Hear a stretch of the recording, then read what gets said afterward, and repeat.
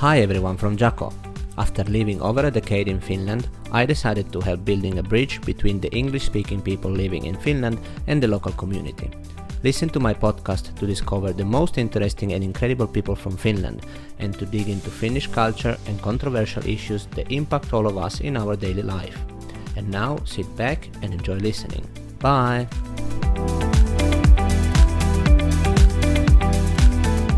Hi everyone. The following is a conversation with Joel Linnainmäki. He is a researcher in foreign security at the FIIA, the Finnish Institute of Foreign Affairs. With him we talk about NATO, how has Finnish attitude towards it changed with the war in Ukraine, and how is the European Union setting on this landscape. This was a teaching conversation, and with Joel we debunked many stories that circulate on internet. Please enjoy. Hi Joel. Hi. How are you? Doing well. The weather ain't great, but that's nothing new for Finland. It's true, indeed. So I would like to start asking who you are and what do you do for a living, so then we understand and we explain why you are here, why I think it's an important conversation to have. Yeah, well, thanks for having me, first of all. Welcome. I'm Joel. I'm a researcher at the Finnish Institute of International Affairs, researching NATO, Finnish foreign policy, Northern European security. And I actually got interested in international relations already in high school. Okay. So when I had to pick what I'm going to study at the university, I was looking through a leaflet of all the different study areas in Finland that you could do in different universities. And then I saw international relations at the University of Tampere. And I was like, that's what I'm going to do. That's the only thing I'm going to apply for. And it was the only thing that I applied for. Luckily, I got in. Yeah. Because otherwise, there would have been a long break in my study history. Yeah, exactly. Yeah. But have you always been interested in the interconnection between policies and countries, or why this passion or this it came so clear to you? I was always interested in the different international problems and issues. And I remember as a small kid, I was really worried about climate change. But who isn't these days? Yeah. And I think that in part kind of stuck with me. And then when I was in high school, it was, for example, the U.S. Domestic policy was already back then really chaotic and problematic. And then before Obama rose to power, the Bush years were terrible. The Iraq war really stuck with me. Yeah. And I guess I felt that it would be nice to not only to understand what's happening around the world, but to find an avenue to somehow affect things in a very small way in my own part. And I think that was the framework from where I was looking at what to do, what to study. So you wanted to make an impact anyway, somewhere down the line, somehow you wanted to be active. Exactly, yes. Yeah. Even though it's, of course, in your own capacity as only one person in a small country like Finland, you can only do so much, but it's still something. And if you can even try to only to explain to other people what's happening and why things are happening, that's already something, I feel. Yeah, these are anyway complex environments or big pictures, because there are internal, external policies, there is history behind, there are relationship between people, so you can see all this in a macro level, or then boil down everything to a micro level, because then there are also people connecting to each other. That's true. So I guess that you have anyway something fascinates you about all this complexity. That's true, yeah. There's always something new to discover. So that keeps things interesting and fresh in a way. You're never done completely. There is no objective truth to international relations. And then when your neighbor starts war, then it becomes more and more to discover. And sadly, we're not going out of business anytime soon, which is unfortunate. Yeah, it's unfortunate in that sense. It could be like a public relationship about love, but that's maybe that's true. Yeah. And so you studied, and how then did you move from study? Have you worked always for FIIA, for the Finnish Institute of Foreign Affairs? No, actually, I went to Tampere University. I was there for a year, And then I actually got involved in Pekka Haavisto's first presidential campaign in 2012.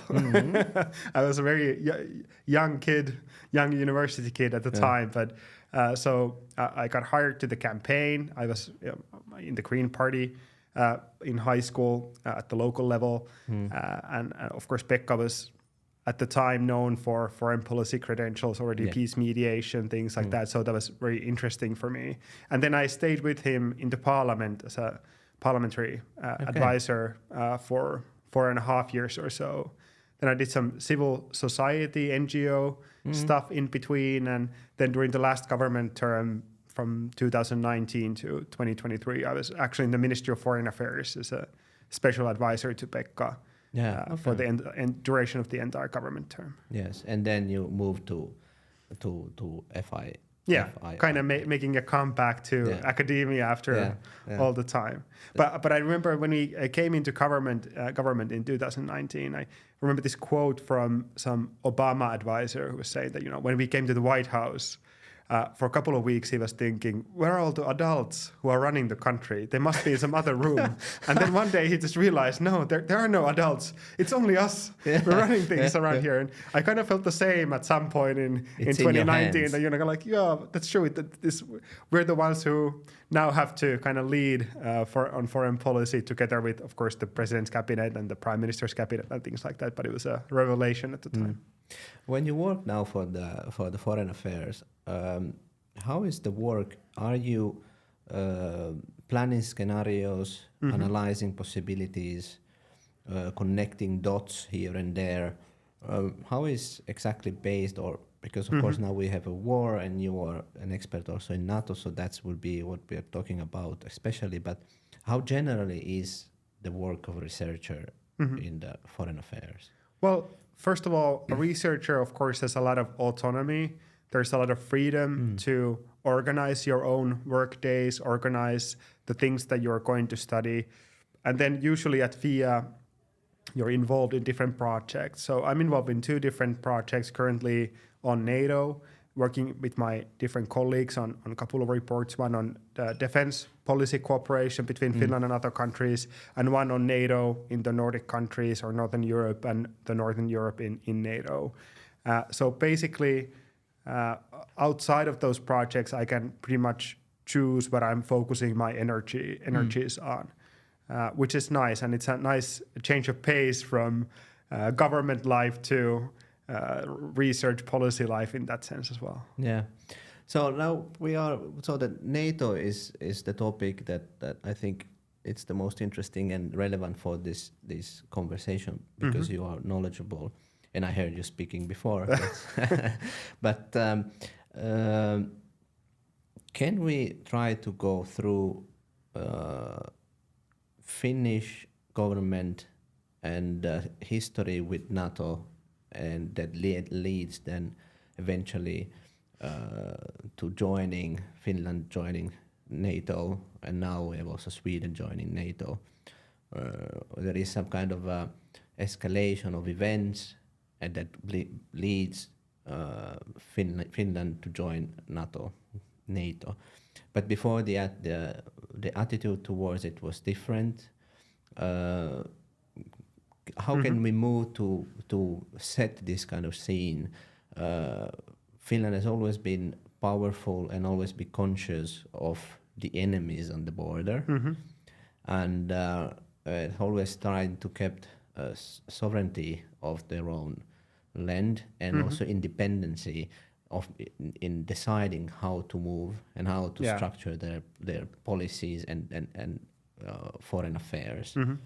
So this kind of independency, but knowledge, awareness, there's always been there, and also that's pretty clear because Finnish army is really well reputed and really well trained, updated with weaponry and machines and airplanes. So Finland has been aware of its tactical situation and position and of everything, the threat that are around. But a lot change in the attitude, in the mind towards NATO and what to do next.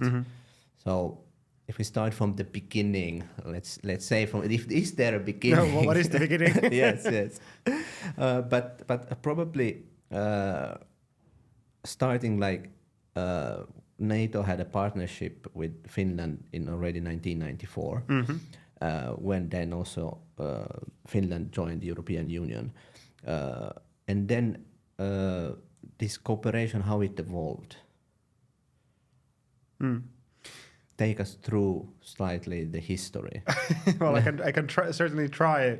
It's of course a long and complex history, but well, if you think about the 90s, first of all, from NATO's perspective, the Soviet Union disappears, the security environment entirely changes at that moment. Then NATO takes in new members, broadens its membership in a major manner, but loses its focus because there is no longer this peer competitor that they're trying to deter from acting against NATO. Then Finland, as you mentioned there, joins a partnership for peace with NATO, along with other countries, starts to build this relationship with NATO from a new basis than during the Cold War. At the same time, Finnish-US cooperation really intensified on a material basis when Finland decided to acquire new Hornet jet fighters, and that was really the basis for the beginning or of deepening this US-Finnish defense cooperation relationship that kind of carried us to this day and to this stage where we are now. But for a long time in the 2000s, as you know, and as everybody knows, Finland felt that we had a pretty good solution to our security dilemmas or security gaps, that we had our strong conventional defense forces, we had our close cooperation with NATO, including in Afghanistan, we had our bilateral cooperation with the United States, even though it wasn't as deep as it is now, and at the same time we're able to have these dialogue lines open with Moscow, to have an understanding in a way with the Russians that... More diplomatic way. Yeah, more diplomatic. They're not going to cause too many problems with toward us, and we're not going to be doing anything that surprises Moscow in a way that we might not be giving them everything they want, but we were not a troublemaker from their perspective in a way that we didn't cause any surprises.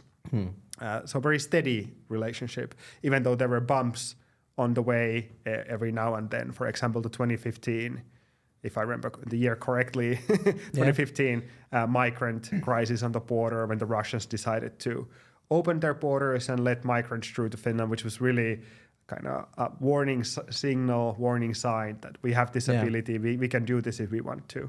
So, but regardless, overall the relationship was pragmatic. But then, just to finish up, then we come to 2022, and the full-scale attack, even though we knew beforehand towards Ukraine, even though we knew beforehand that it was going to happen because the Americans told us, they told everybody, they said it publicly, that Russia is going to invade Ukraine.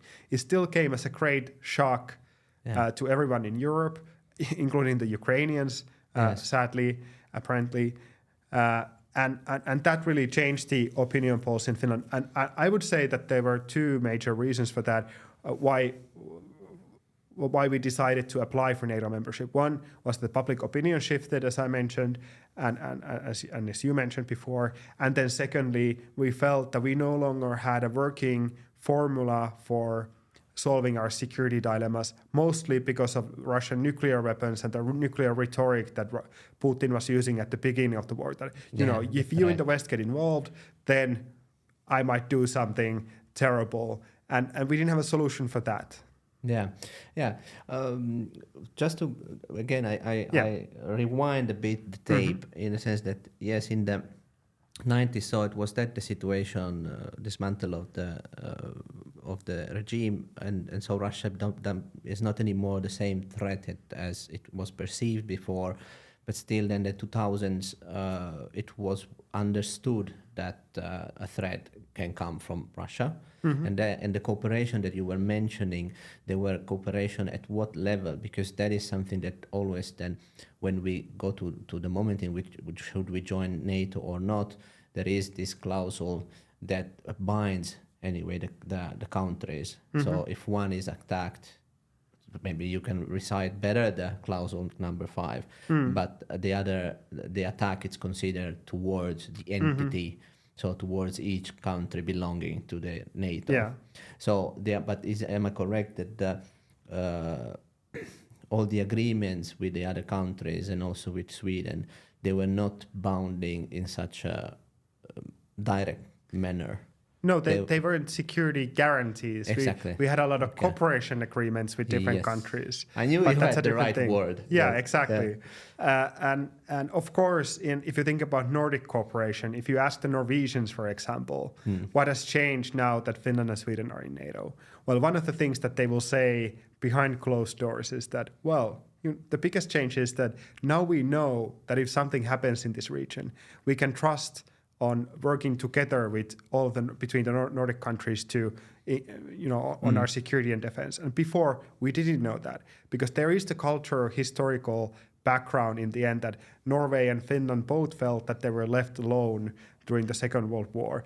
And Sweden even let some of the German troops cross into Norway through Sweden. So it's long history, past history. It's no longer relevant to this day, of course, but still somehow in the back of your mind, affecting how you view the world in a way. Yeah, that was my point, that there are so many things connected to history anyway, so that this big, this really big picture, it has to be always understood also through history and how countries has behaved.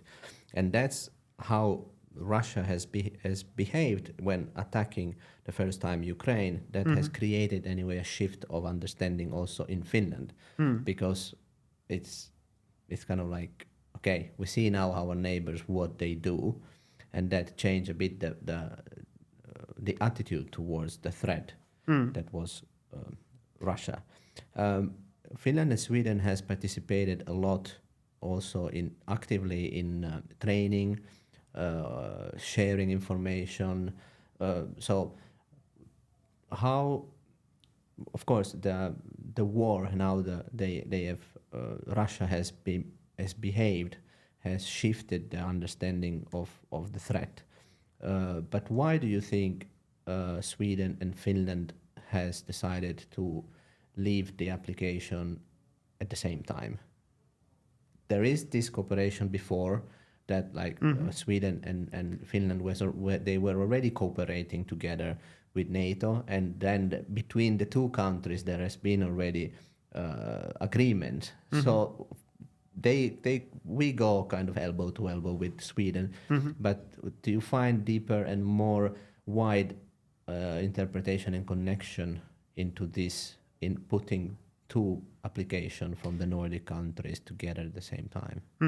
I think it's multiple different reasons. Of course, the threat wasn't felt as acutely in Sweden as it was in Finland for pretty obvious reasons, I think, for everybody to understand. A long border.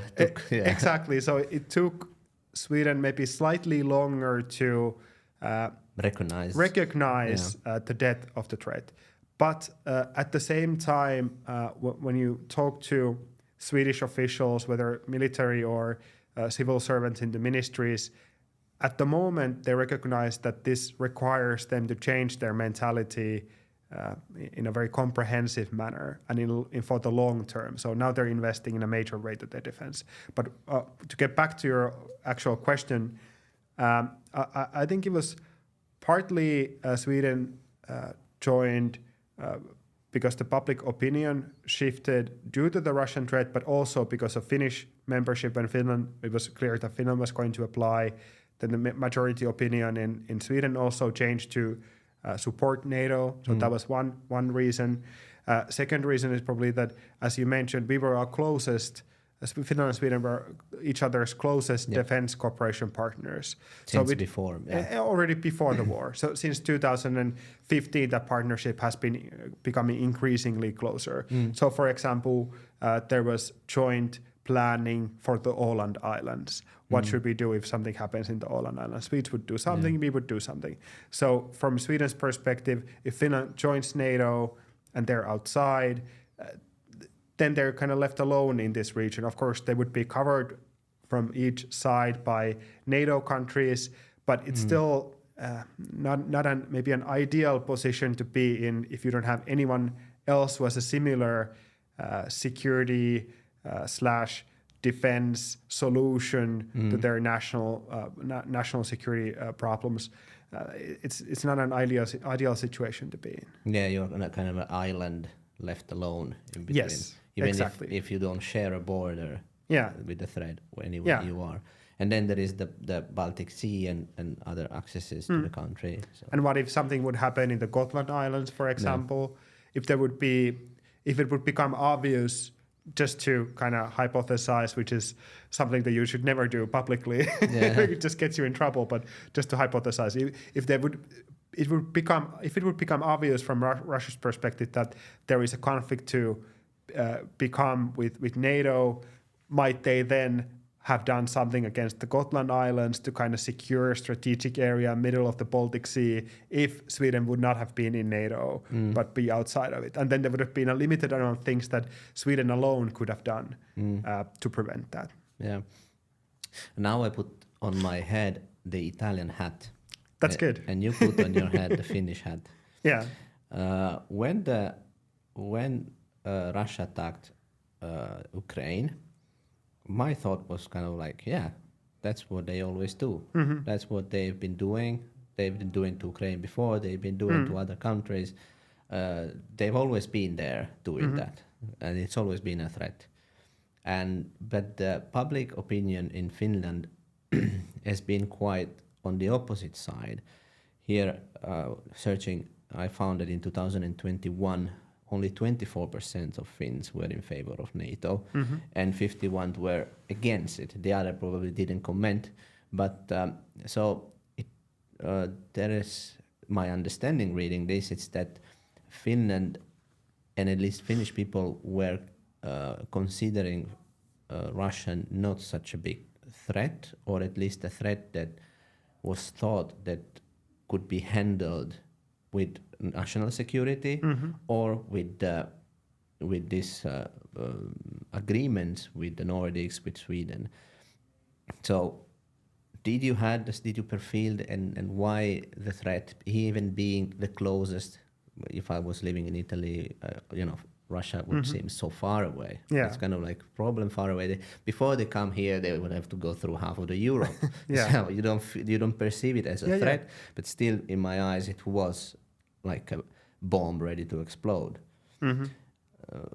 So how, regardless the threat next to you and all the visible attacks and the attitude to be aggressive towards the border, why didn't the message came through to Finns? Well, I think it goes back to what I said earlier, that we felt that in the 2000s we had a working solution to the Russian problem in a way, that we had our strong national defense, we had our defense cooperation network, then we had working relations with Moscow, and we were not a priority for Moscow in any sense. They had other geopolitical interests that they were looking after or focusing on, including Ukraine, for example. So I think that was the main driver of that. Can also be that the diplomacy work done by Finnish presidents has always been perceived as fruitful, because anyway, there's always been a good attitude before towards Russia and trying to diplomatically solve a situation and have a channel open to discuss. Probably that also favored the thinking that, like, okay, we can handle probably diplomatic things before they escalate.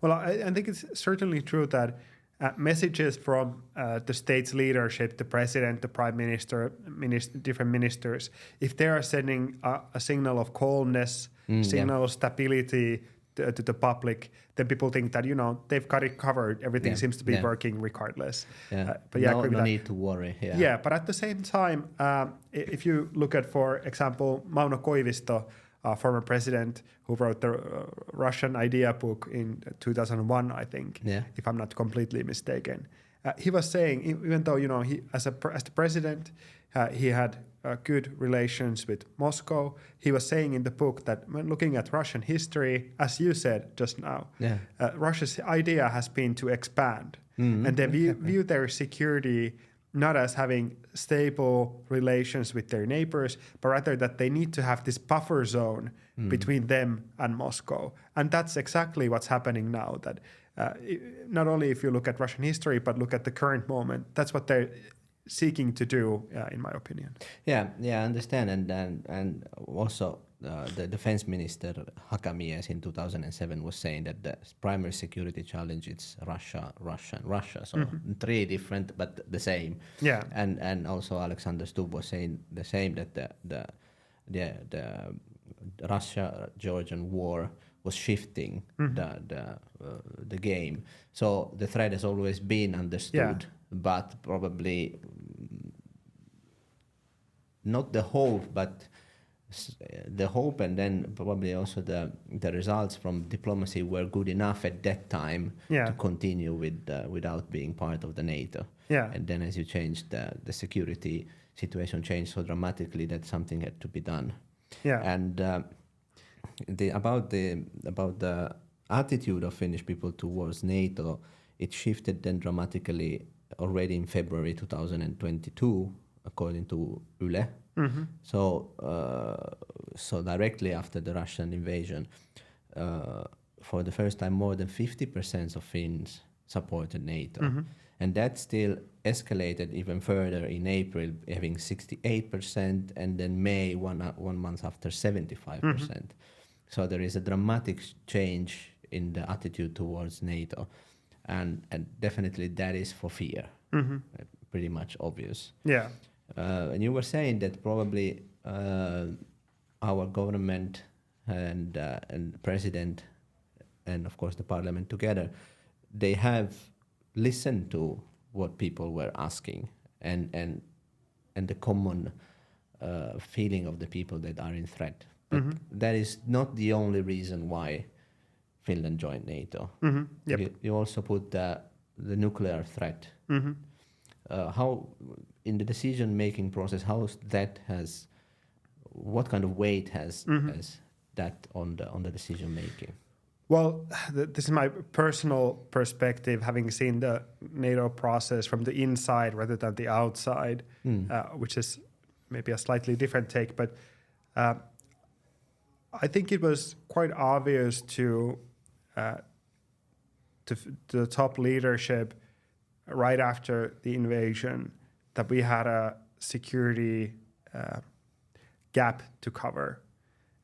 Of course, it's crucial to remember that during the first weeks of the invasion, we didn't know whether Russia would be able to topple Kiev, whether they would be able to make it to the capital and then end the war very quickly and maybe turn their focus on, for example, Moldova or Georgia, having been emboldened by their victory in Ukraine, of thinking that, we got it right. They're performing really well and then striking exactly. fast war at the German way. Yes, exactly. So the danger was acute at the time, more acute than even now, since now Russia is occupied in Ukraine, or all their forces are there. They're trying to get more ground, get some victories. They're not able to strike or slash against other countries in such a manner at the same time. Yeah. So that affected the thinking as well.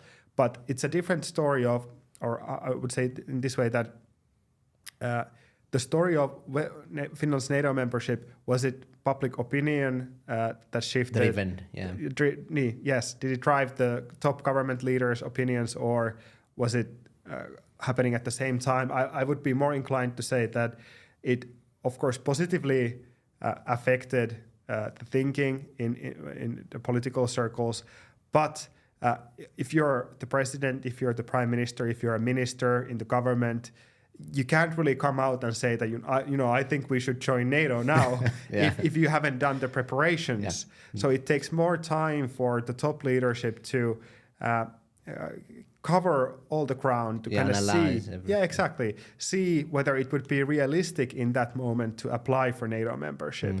So for example, the top ministers, the president, they did a lot of work actually to check with all the different NATO countries whether NATO's door is actually open at that time, what would happen if we would apply for NATO membership. Because if that bid would have failed, if we would have just declared that, the public opinion thinks we should join NATO, let's join NATO, and then Hungary or Turkey or the US would have said that no way, it's never going to happen. That would have left us even in a worse situation than before, because then we wouldn't even have our former relationship with Russia in a way. Of course, we didn't even at that time, but it would be in a worse security setting. You ruined all the relationship with all the parties. Yeah, exactly. And maybe just a final point that when you're thinking about why didn't we apply for NATO membership earlier, I remember during spring 2022 when we decided to apply for NATO, we were prepared for worse scenarios or worse things that could happen from the Russian side when we announced that we would apply for NATO membership. So the thinking was that, they could do some hybrid activities against us. Maybe even in the worst case scenario, if they would really want to stop us from applying for NATO membership or for the membership to happen, maybe they could even do some small operation against a part of Finland, some remote island or part of Lapland, and then try to create this situation, this is a frozen conflict, now you can't join NATO. And none of that happened because they were occupied in Ukraine, actually. They had moved most of their forces to Ukraine. They didn't have the energy at the time to, in any way, or the resources to kind of focus on Finland or what we were doing. It was a very lethargic answer that they gave us in a way that, now you're joining NATO. We'll react once we see what type of NATO infrastructure is going to be placed in Finland or what kind of forces. And now they're reacting very in a delayed manner. In a way, we're seeing these for a Baltic connector, for example, the pipeline cut that happened, Nord Stream, which is of course not related to us as much, and the border situation with Russia. They're kind of showing us, we still have ways to try to affect what you do. Yeah, because a country cannot join and apply for NATO in case there is an actual war or there is some warfare going on in the country itself. Yeah, you can of course apply, but from it would be if you think about Ukraine, for example, and this is of course a perilous topic in many ways, but if Ukraine would join NATO today, then the next... Or would leave the application to... Yeah, because anyway, you leave the application. Yeah, but let's just imagine that they would just magically would be NATO today or tomorrow. Yeah. What would happen? I don't think the war would just end by itself. Yeah. The Russians have certain interests that they want to realize. They're currently on a strong footing in Ukraine because of the lack of ammunition that the Ukrainians are facing due to weakening support from the US and Europeans. So the war would continue. And then NATO would be faced with the question, what are we going to do? This is an Article 5 situation. If we don't act, then that kind of weakens our deterrence towards Russia. Then they might try it somewhere else. Well, can we invade the Baltic countries? Can we just do some small activities there? And is NATO going to react? So that's the difficulty with having any country that has a conflict situation, active conflict or active war going on in NATO, because it puts into question the whole idea of deterrence at the heart of the alliance. Yeah, and then if we step one back forward, if an application is left, it's given, as you were saying, you have to have the consensus from all the countries. Yes. And that's the work that Sanna Marin and the president, they were doing, trying to understand, like, will we get the consensus? And during this process that was said to be extremely fast compared to history, was it 13 months? But anyway, Turkey was kind of pushing the brake. What is the role in the process, and what is generally the role of Turkey in all this that you see? Yeah. Because it is interesting. Yeah. Well, that's an excellent question. First of all, Finland and Turkey traditionally have had quite good relationship. Finland supported Turkey's EU membership application back in the day, and they still remember that well. We have a lot of tourism going from Finland to Turkey and things like that. And on the political level, there's cooperation. For example, every year at the UN General Assembly, Finland and Turkey host this Friends of Peace mediation event, side event for all the different countries. So we had working relations with Turkey. Sweden had a slightly more problematic relationship with Turkey. They have a large Kurdish minority in Sweden, and they've supported some Kurdish organizations in Syria for a long time and things like that. And we have a much smaller Kurdish population in Finland. And I would say that Turkey was playing multiple games at the same time, and Finland got dragged into this because we applied at the same time as Sweden, or we applied together with Sweden. And of course, we didn't want to leave Sweden alone with Turkey. That would have been problematic as well.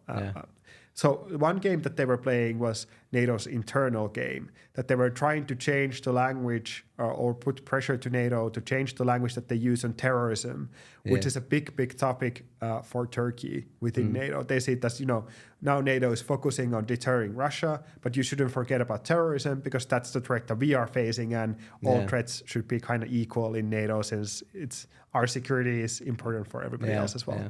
So that was one game. I don't think they were very successful in that.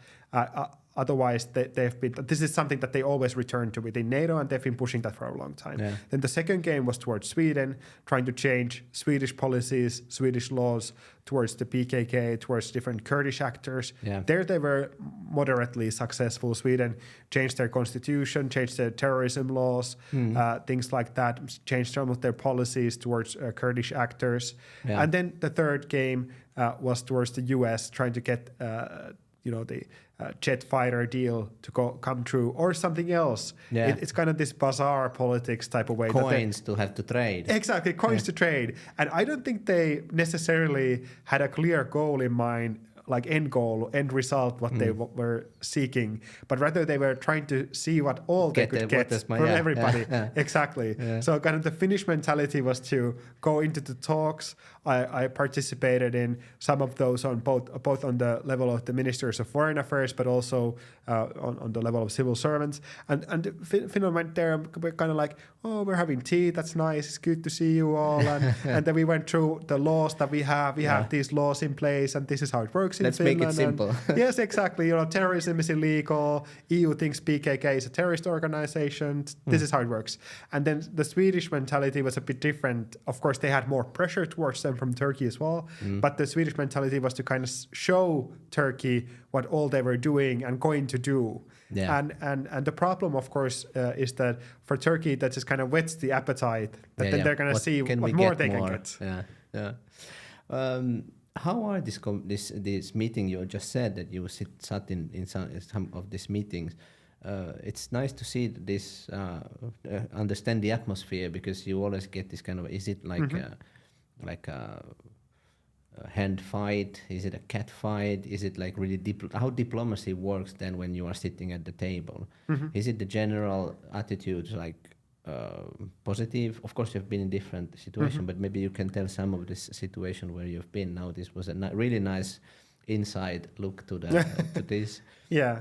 Well, generally the atmosphere is positive in the sense that the end result will be, and now is, that we are all NATO members and we have to come to terms with each other and have to take care of each other's security and defense, even though we have all these differences and we had these tensions during the application process. But everybody knew that in the end, we would have to come around in the same NATO table. So you can't really start to have a shouting fight in the talks. Maybe some small show, but... Yeah, exactly. And of course there were this, as you mentioned, this kind of small shows in a way that the Turks would come and they would say that, we have all these different issues we have with you guys. What are you going to do to solve them?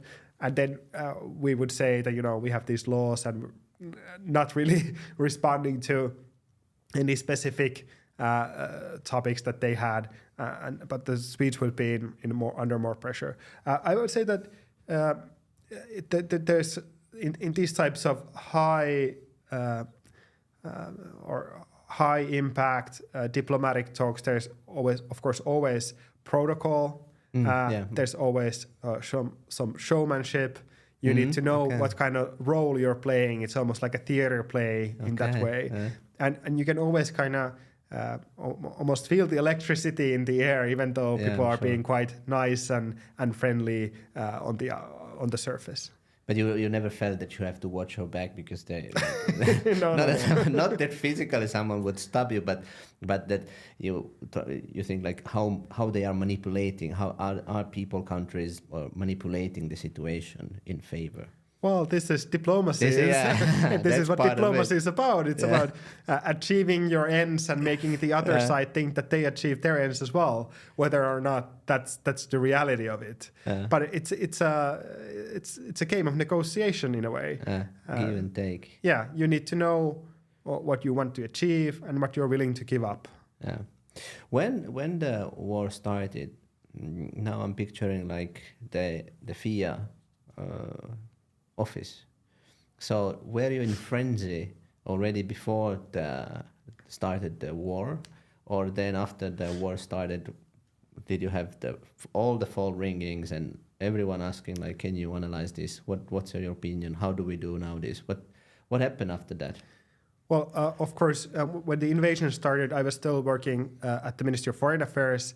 I was working there until last year's June, but you could see, if you look at any news discussions or any talk shows, that it was full of researchers from FIIA and from other places. Aaltola phenomenon in a way started from that. So I think there's generally what happened when you think about retrospectively is that the government people were really occupied in trying to respond to the situation, trying to get aid to Ukraine rolling, trying to see where the NATO process would go or wouldn't go, where it would happen, preparing everything. And that left a lot of room for experts from different organizations to cover the public space, to explain the events to the greater public, and to also to kind of calm the atmosphere in a way that there, even though the situation, the security environment was deteriorating, we were not in danger at that time. Yeah. Have you participated in meetings and what in NATO meetings exactly right after the start of the war, and what was the atmosphere and the attitude of the countries? How was the response from this big organization as NATO? Yeah, so I was involved in multiple foreign ministers meeting that took place in Brussels at the time. First of all, there was a feeling of unity, not only amongst NATO members, but with partners, Finland and Sweden, and markedly also with NATO's Indo-Pacific partners. So you started to see both in the Madrid summit in June of 2022, but also in different foreign ministers' meetings and defense ministers' meetings. For example, South Korea, Japan, Australia, New Zealand participating for the first time in those meetings and kind of showing that they also had solidarity with NATO and with Ukraine at that moment. And that was quite crucial in my opinion. Yeah. And if you think about the history of NATO, unity is not the prevailing state of things. Okay. Usually NATO is politically not divided, but there are multiple different opinions on what NATO should be focusing on and doing. And this is a very different moment in a way that for now NATO is unified towards Russia against the Russian threat. But I personally think that at some point, once the threat in a way fades from the public opinion, people start to think that things are now normalized in a way, or things are stable from NATO's perspective. The security threat is not as acute. Then some of the old dividing lines might start to kind of creep back into NATO's internal discussions as well. So the focus will change, or there will be other topics on the table? There will be other topics on the table, and it will be more difficult to, for example, get the level of funding for deterrence that would be maybe needed, or some countries would want to. That was something that we were chatting just before starting, that I see that of course tabloids and newspapers are part of this, but there is not anymore that sort of the fear, it's not felt anymore even through the tabloids and newspaper. The urgency and emergency of the situation is not communicated anymore, and we all know that newspapers and information platforms, they have to make money, so they have to publish something that people want to read. And after now a couple of years, we not everyone is interested anymore in following the war as it was before. It's kind of like, it's stuck there. It's still the same. Nothing has changed. So tabloid, also the newspaper, they don't publish the same amount of articles about the topic, but the research is there, the threat is there, and the NATO is still meeting with the same topics. And the public opinion feels probably the threat less than before, but is it NATO still at the same level as before? Is it as engaged? And is it this the priority? You were just now saying that you fear one day it will not be. But are we at the moment in which it's still the first priority? It is still the first priority, and you can see in the way that NATO exercises, for example, the Nordic Response 24 exercise taking place in Northern Europe at this moment. It's also a signal towards Russia that we have these regional defense plans and we're going to exercise them because we know that one day we might have to use them if it becomes necessary. So the focus is still there. Of course, where we see increasing difficulty is not maybe within NATO, but in general in Europe and in the US, for how to keep supporting Ukraine both financially and, more importantly at this moment, militarily, how to get them the ammunition and material that they need. And there you start to see increasing divisions between different countries. So for example, Slovakia, they have now a prime minister who is very reluctant to support Ukraine. Netherlands just had an election where the leading candidate for prime minister has questioned aid to Ukraine and things like that. So I think this just shows that in a democracy, in democracies in general, it's so crucial for the politicians and for the top leadership to not presume that people are going to keep supporting Ukraine, the general public, but to keep making the case that why is this so important for our security, for that country's security, but for Europe's security in general as well, and to keep explaining and explaining and explaining again and again.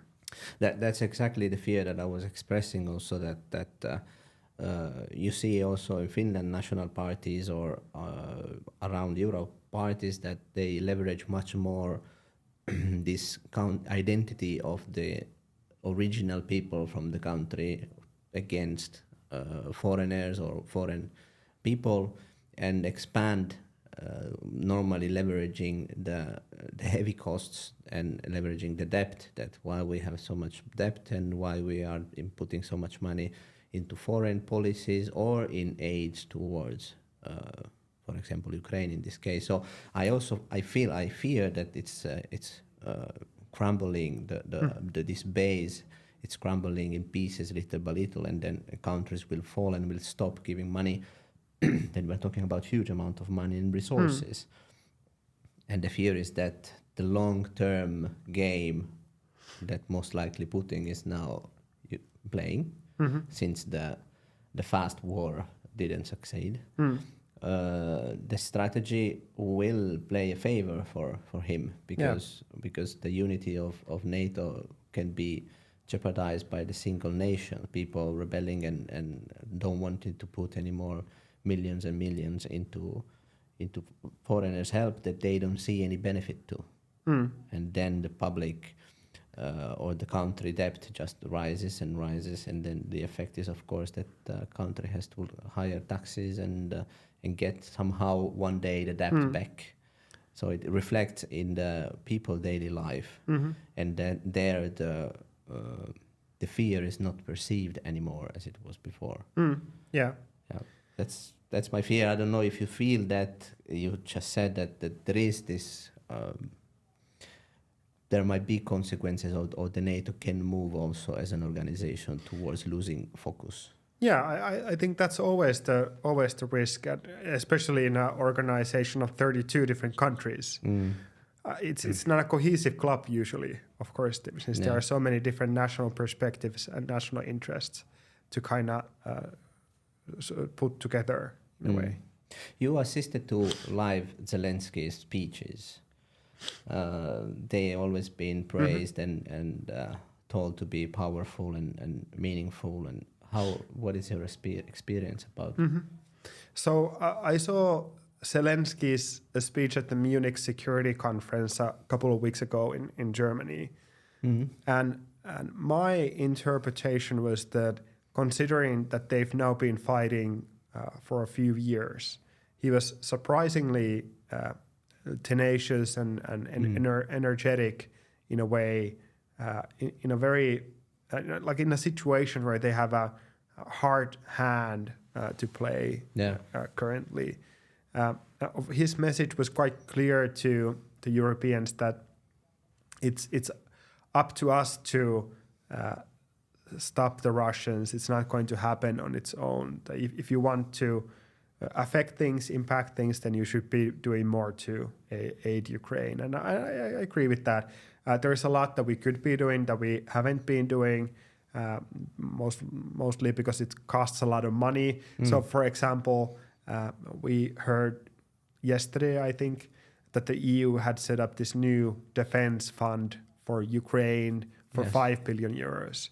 But then today, Politico announced that they had done this research on the fund, and they saw that this is not entirely or even mostly new money for Ukraine. But countries can say that, for example, Germany has already said that we're going to be sending weapons to Ukraine anyway, and then we're going to mark it as money toward the deduct fund. That, yes. Deduct it from the fund. So we have these types of problems and games, diplomatic games happening at the moment that are really unhelpful in a way. In which way NATO has helped Ukraine with tactical weapons? So most military aid actually has gone through the European Union. And that's because NATO has wanted to make sure that it cannot be perceived as being part of the conflict.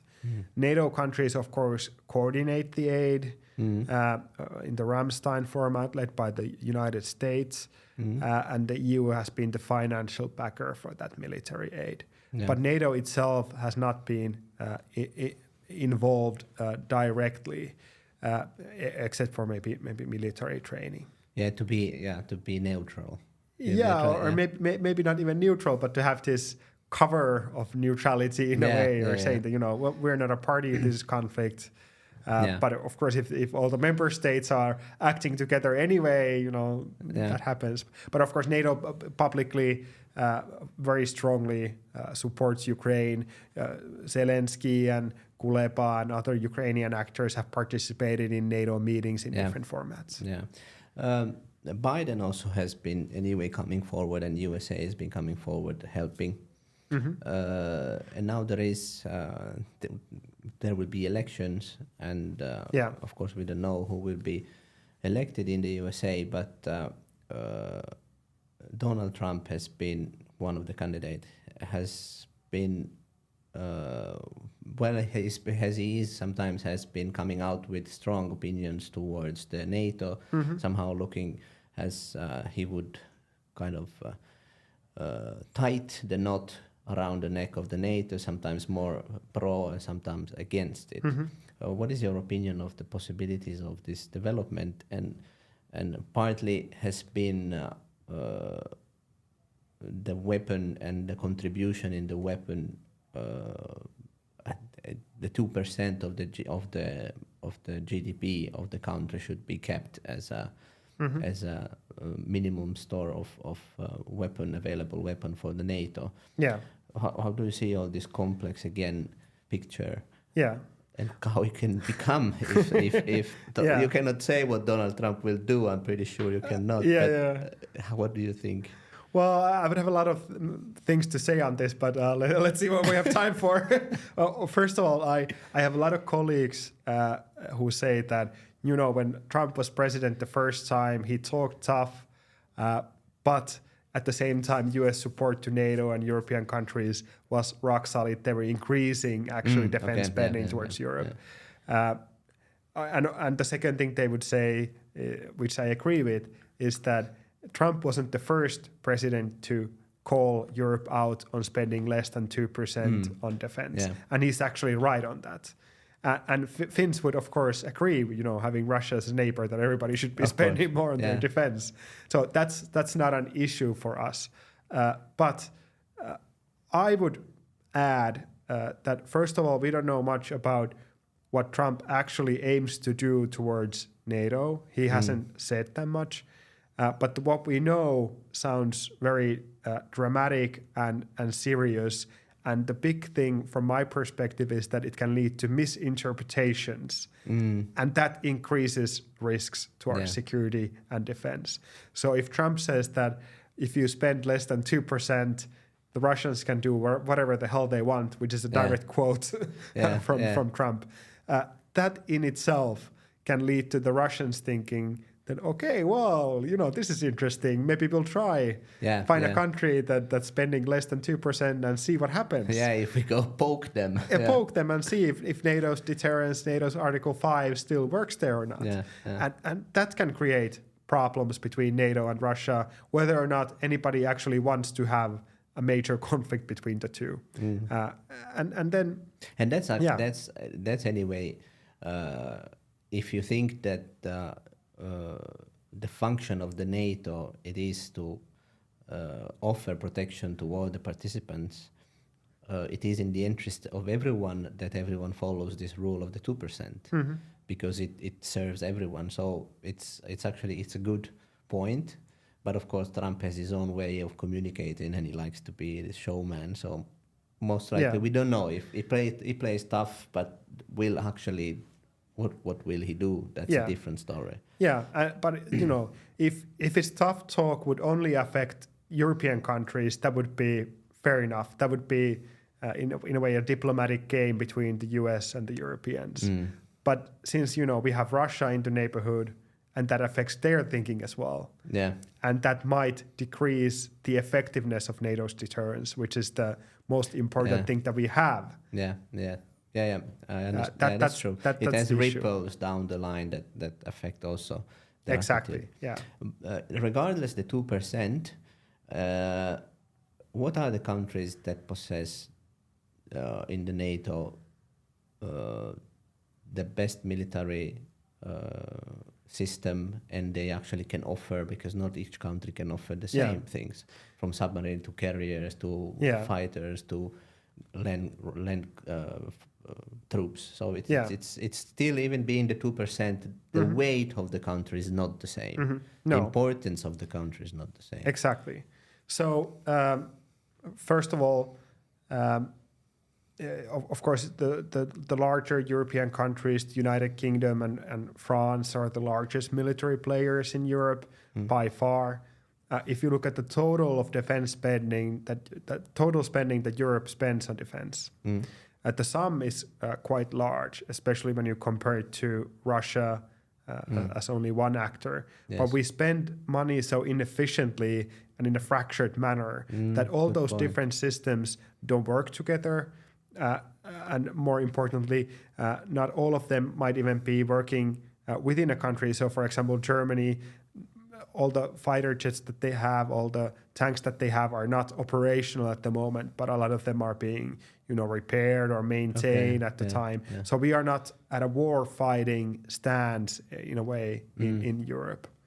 Then another issue is that in the 2000s, a lot of the NATO countries, especially smaller ones like Denmark, for example, focused completely on supporting these expeditionary operations that the United States was focused on, for example, Afghanistan. Yeah. So they were kind of aligning their military to do operations outside of Europe to support US policies rather than focusing on this conventional war fighting, land defense, warfare that's now taking place in Ukraine. So we have a lot to do there as well. Even in countries that are spending on defense. So do you think the decision made by the Finnish government on the Hornet and the Foot fighters to buy a bit belongs to this kind of cooperation and having the same weaponry system as other countries belonging to NATO? You mean the F-35? Yeah, yes, the F-35. Well, Finns usually spec very carefully what we need, and then we try to get the lowest possible price for the best possible quality. And the F-35 deal, in a way, the price was very, very good for Finland, a small country, but we also had some industrial cooperation elements that are part of it, which is very unique.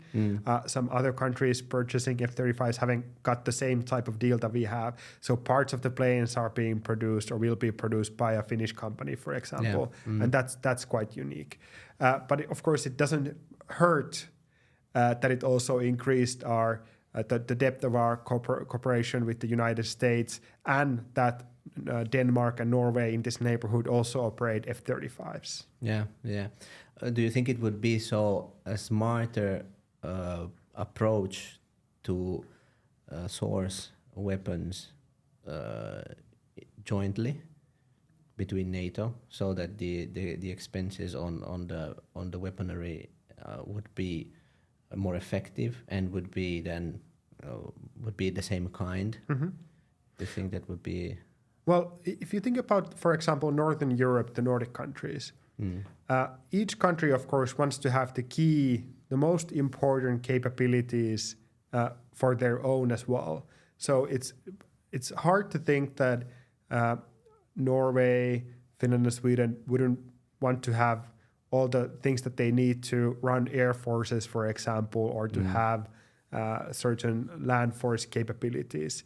But that being said, since NATO does capability planning in a way that they look at their different regional defense plans, then they look at the countries that are part of that plan and say that, okay, you should be, in 10 years' time, you should have these and these and these key capabilities. This other country will do that. Yeah. That creates space for what you just mentioned, that between the Nordic countries, for example, we could have certain things that we are focusing on either jointly or separately to complement each other. Yeah. Okay. And that makes sense. And just to give an example of one thing that can, where investing in your defense can create, possibly create problems. If you look at Poland at this moment, Poland is spending huge amounts of money on its defense and investing great amount of different capabilities.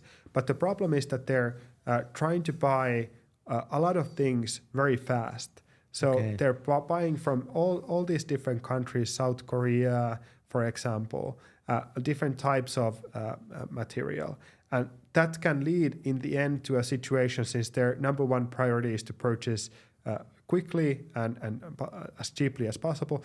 They get good modern capabilities, but do they all work together in the Polish defense plans? That seems to be an issue that even the Polish scholars are having some problems responding to. I'm ignorant in this, so when you talk about this, in my head came the example, kind of like, okay, it's so we are buying all PCs when all our system works on Macintosh. So it's kind of like, will they talk to each other? So will what we have in house already, the military system that we have, and the new things we purchase, will they be supported and integrate between each other? Yeah. So is my metaphor comparison? It's kind of like, you get a very cheap modern Samsung phone, but then you buy iPods because you found them cheaply somewhere else. But and then both might be, independently, they're both very good, stuff, but you can't use them together very efficiently. Yeah, of course, it's difficult to blame Poland for the history that they have and had with the Russian. This is also part, the countries have reacted pretty differently from the threat or from the attack on Ukraine and what they've been doing with their own military, because Estonia and Poland, they've been reacted in a different, much more stronger way than when Finland reacted. Yeah. Because they have been there. They know the threat and they are much more scared than what we are. So I understand the fact that they rushed to go shopping. Yeah, it's very completely understandable, and of course, the way that they're investing in their defense increases Poland's influence within NATO.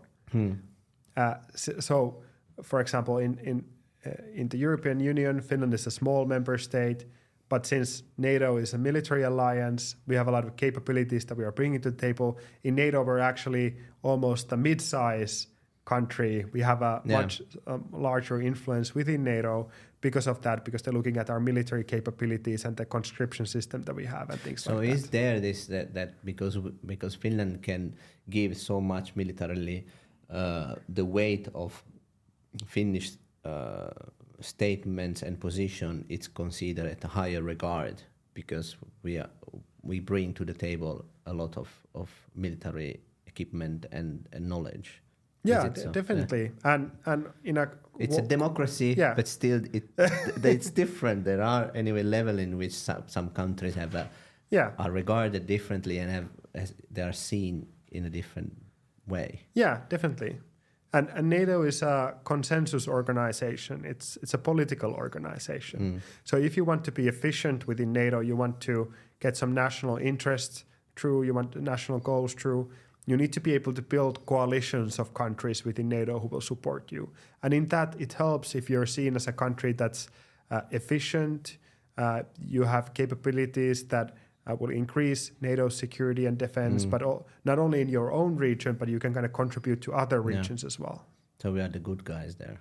At the moment. Bigger, at the moment. You mentioned this about the threats that Russia...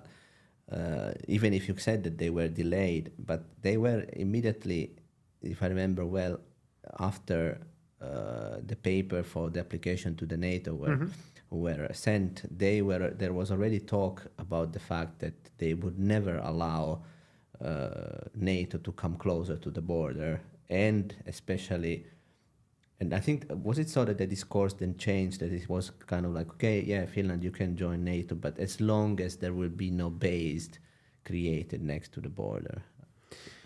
No, they said that they would respond in time to what type of NATO activities will take place in Finland. And that, of course, includes NATO bases or permanent activities, that they would respond to that. Yeah, because now I want to debunk with you, or you tell the truth about some of the things that run in the internet, because anyway this Russia has been talking about NATO role in this complex situation. They are attacking Ukraine, but still they send signal that they are against NATO. So it seems that there is this bipolar situation in which there is Russia against NATO. So is it NATO at war with Russia? No, it's not. And NATO doesn't force anyone to join NATO. That didn't happen in the 90s when the former Eastern Bloc countries joined NATO either. They decided to apply for NATO membership. And it was actually the United States was at first, for a moment, reluctant, kind of thinking whether they should allow for NATO's enlargement in the new security situation in the 90s. Yeah. So it was those countries who pushed for NATO to allow more members in. And if you look at Ukraine, for example, since Putin said before the war that we can't let Ukraine to be a part of NATO, that was not going to happen in any immediate future by any realistic meter. Ukraine was not going to be a NATO member. Yeah. But by invading Ukraine, Russia actually brought that chance closer to taking place in a way. That served the opposite. Yes, exactly. Yeah. So even though NATO had promised to Ukraine in 2008, if I recall, the Budapest meeting, I forget the year, I'm sorry, NATO had promised to Ukraine that one day Ukraine will be in NATO, and Putin used that as an excuse to say that, why did you promise this to Ukraine, and now Ukraine is going to be NATO. That was not going to happen. Yeah. Ukraine had a frozen conflict in its eastern parts with Russia. They had the whole situation with Crimea, which Russia had illegally annexed. NATO had no interest in fast forwarding Ukraine's path to NATO. Yeah, because that's part of also this other myth that after the Cold War, NATO has promised not to expand, and that there was an agreement to not reach too close to the Russian border. And that's probably this kind of story and narrative that NATO is expanding, NATO is going at war with Russia. So this is of course propaganda, but so Russia had to respond. Yeah, that's. I think the war in Ukraine, and I'm not a Russia researcher, which is important to note here, but from my perspective, I think the war in part was about Putin fearing that he will lose all influence in Ukraine. That since the revolution in Ukraine, Russia had been losing ground very steadily in a way, that they were not able to affect Ukraine's internal politics as much as they were before.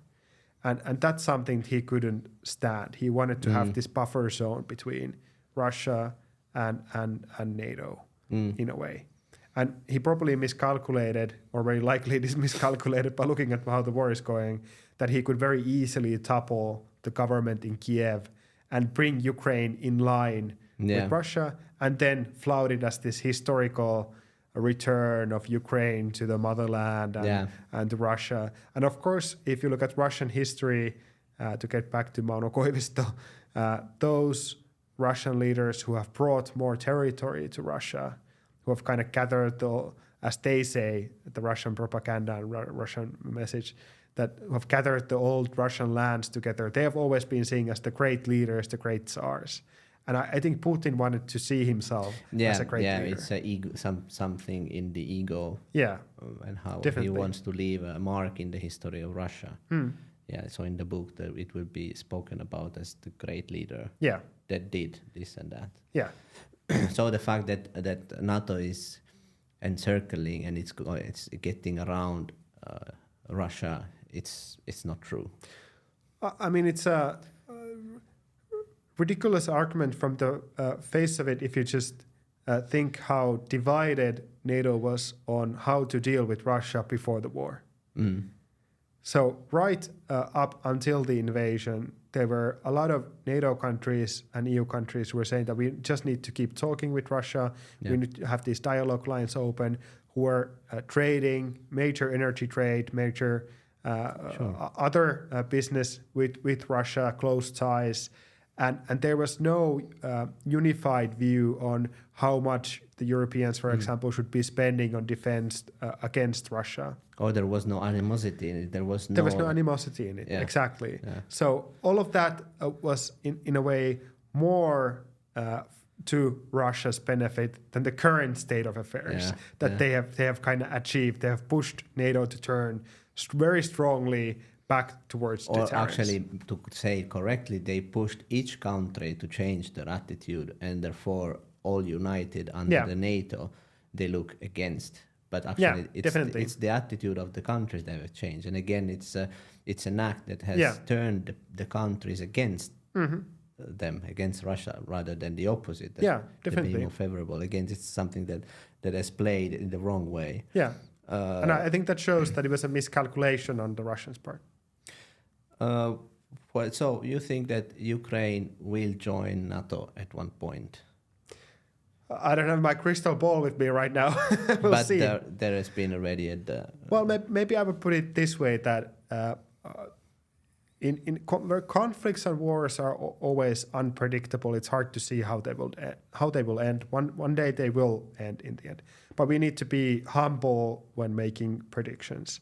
And I will just say that in the NATO Vilnius summit last year, there were a number of countries who were saying that next year at Washington Summit 2024, which is taking place this summer, we will have Ukraine in NATO, or we should have Ukraine as a NATO member. Yeah. And now when we look at how things have gone, the reality is that we are lucky to have Sweden in NATO by the Washington Summit. We need to be happy with even that. So I wouldn't make any predictions to either side. I'm just going to say that it's a tough cookie to crack in a way, or a tough case to crack. Yeah. So if we conclude, and I go back to the fact that you wanted to make an impact and be active, and probably to try to make an impact in this complex and huge picture that it's foreign affairs. What do you think is your role, and how can you affect, and you see that you can affect the current situation, and when you go in this kind of meetings, how do you see your role? Well, maybe I would start from the time I did in different non-governmental organizations or civil society organizations. Just to say that, for example, I was working for Alliances, which is the national umbrella organization for all youth organizations in Finland, all national youth organizations. And there we did lobbying for youth rights themes and youth and peace mediation themes internationally towards the EU and towards the UN. And that I thought was very concrete in a way that we were, young people who were organizing other young people, mobilizing them to affect these international organizations, to take into account, better into account, how young people can be involved in peace mediation processes, for example. And that type of concrete work anybody can do if they want to take part in some manner. Then if I fast forward to this day, I feel that maybe the small role that I can try to play is in trying to explain to people what's going on, but maybe more importantly, try to spend time in scratching beneath the surface to see what are the more fundamental trends that are taking place currently, for example, in European security, what's going to happen and why, and how should Finland kind of orient itself in this very perilous situation that we find ourselves in. But that's, of course, a very small role to play, but it's something that I feel that I can try to contribute to. Yeah, and small, like small grains of sand make the beach. So. Yeah, exactly. Okay, Joel, thank you. I think it was really interesting. And thank you so much. You opened up different topics and more concretely this situation of the NATO. And thank you for all the insights. No problem. And I just want to end by noting on Italy remark that one of my friends just recently discovered a thing that I already knew, that Olen suomalainen, so the song is actually originally from Italy. Yes, it is. Exactly. So she was very surprised when she heard it was being sung at a karaoke bar in Brussels. But I was like, I already knew this. There are many Finnish songs that like this. How do you call the genre of the music? It's a cover song, so covers, I don't know. Yeah, but that they are taken from Italy. Inspiration from the great Italian culture. Yes. Okay. Thank you so much. Yes, bye.